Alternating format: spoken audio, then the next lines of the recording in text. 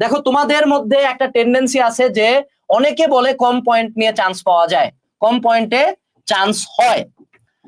আজকে ঢাকা বিশ্ববিদ্যালয় শিক্ষার্থী সংসদের একটা পোস্ট ভাইরাল হয়েছে, যেখানে দেখা যাচ্ছে ঢাকা বিশ্ববিদ্যালয়ের শিক্ষার্থীরা বলতেছে তারা অনেকে 4 পয়েন্টে চান্স পাইছে। That's true. ঢাকা বিশ্ববিদ্যালয়ের অসংখ্য টপ নচ স্টুডেন্টস আছে যারা 4 পয়েন্টে চান্স পাইছে by dint of their hard work.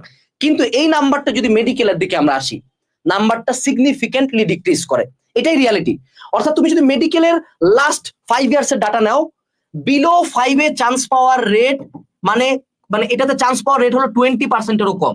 যারা বিলো 5 পাইছে তারা 20%-এরও কম চান্স পায়। যদি তোমার মেডিকেলে 5 পয়েন্টের নিচে থাকে, বা আমি আরেকটা খুব সিম্পল সূত্র বলি, তোমার এসএসসি কে কত দিয়ে গুণ করে বলো দেখি? 15 দিয়ে। এইচএসসি কে গুণ করে কত দিয়ে বলো দেখি? 25 দিয়ে। এবং উল্টা হয়েছে 10-10। আচ্ছা ঠিক আছে, সরি, আমার একটু জ্ঞানের স্বল্পতা ছিল। তুমি সিম্পলি দুইটা গুণ করে যদি দেখো যে তোমার টোটাল মার্ক থেকে 10 মার্ক কাটা যাচ্ছে বা 10-এর কাছাকাছি, মানে 5+ কাটা গেলেই থিঙ্ক করবা আদার অপশনস এর কথা।